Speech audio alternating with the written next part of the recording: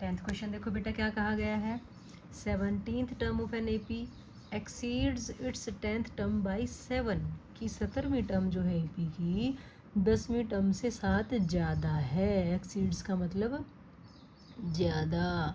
ठीक है, अब कहता है find the common difference. Common difference निकालना मतलब हमें डी निकालना है। तो देखो क्या कहा क्या गया है बेटा, ध्यान से देखो। 17th टर्म 10th टर्म से 7 ज़्यादा है, मतलब हम 17th टर्म में से 10th टर्म को माइनस करेंगे तो कितना आएगा, 7 आएगा ना बेटा, यही दिया हुआ है। अब 17th टर्म तो आपको पता है क्या होती है, a प्लस 16d होती है, माइनस 10th टर्म क्या होती है, a प्लस 9d होती है।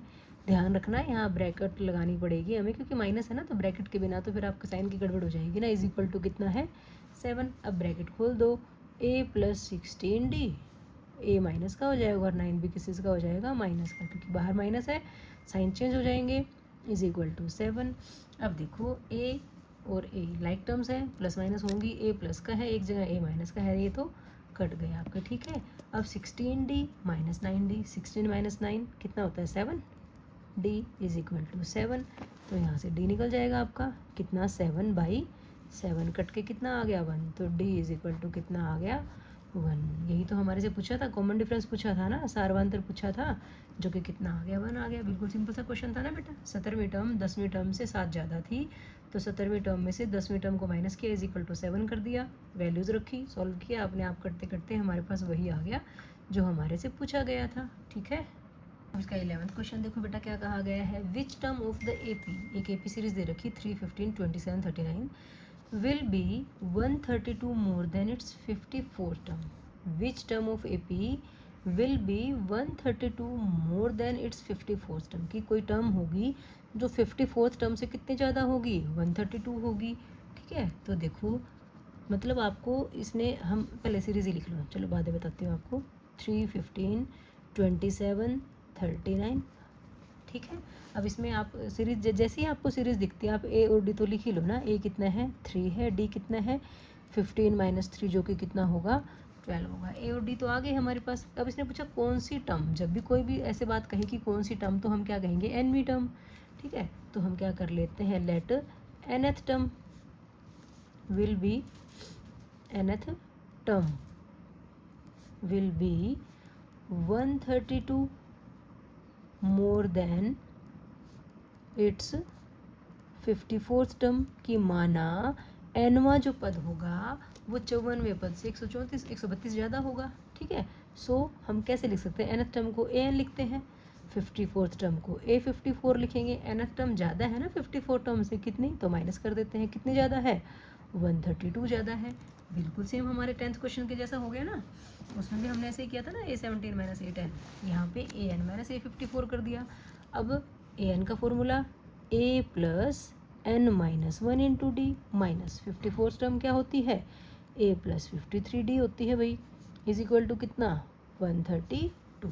ठीक है बेटा, अब देखो a प्लस, पहले ब्रैकेट खोल लेते हैं, बाद में वैल्यूज़ रखेंगे हम, minus a minus 53d is equal to कितना, 132। अब यहाँ पे फिर हमारा a से a कट जाएगा। ठीक है बच्चों, और n माइनस 1 d और ये 53d दोनों के पास d है, तो हम क्या कर सकते हैं, n माइनस 1 माइनस 53 कर लेते हैं और d निकाल देते हैं कॉमन। n माइनस 1 के पास भी d था और 53 के पास भी d था, n माइनस 1 आ गया, यहाँ से माइनस 53 इज इक्वल टू कितना, 132। ठीक है बेटा, ये कितना बना, n, ये दोनों का साइन सेम है, ऐड हो जाएंगे, 54 बनेगा, वो भी माइनस का बनेगा। d कितना है बेटा, d आपने 12 निकाला था। अब 12 को आप ऐसे रख सकते हो, ब्रैकेट की जरूरत नहीं है, क्योंकि माइनस का साइन तो नहीं है ना, अगर माइनस होता तो ब्रैकेट लगानी जरूरी थी। ठीक है बच्चों, अब यहाँ से देखो n माइनस 54 की वैल्यू कितनी आ जाएगी, 12 जो मल्टीप्लाई में था वो कहाँ आ गया, डिवाइड में आ गया भाई, काट दो, 12 1 ज़ा 12, 12 1 ज़ा 12, कितना आ गया, 11। अब n की वैल्यू कितनी आ जाएगी, 11 प्लस 54 जो कि कितना बनता है, 65। ठीक है, तो आप आंसर क्या लिखोगे, 65th टर्म। इसने पूछा था कि कौन सी टर्म जो है 54वीं टर्म से 132 ज़्यादा है, तो आप क्या कहोगे, 65th टर्म जो होगी वो 54th टर्म से 132 ज़्यादा है। ठीक है बेटा, ये आपका आंसर आ गया। आप अपने आंसर को चेक भी कर सकते हो। ठीक है, चेक कैसे करेंगे?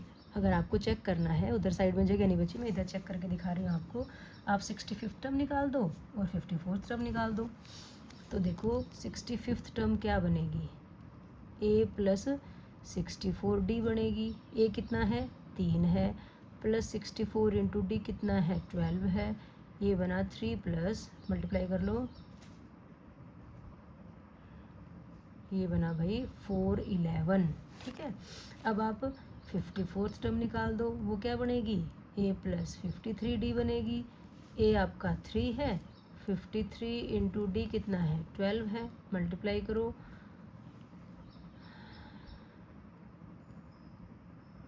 12 पंजे 60 और 3 63, कितना बनाइए 639। देखिए यहाँ पे कुछ गड़बड़ कर दी ना। 12 4 ज़ा 48, 12 6 ज़ा 72 प्लस 4 कितना होता है 76। ठीक है, ये कितना बन गया आपका 771 771 है और 639 है।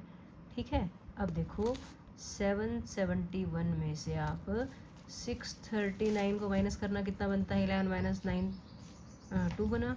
यहाँ पे 6 बचा, 6 माइनस 3 3 और 6 7 माइनस 6 1 132 आया।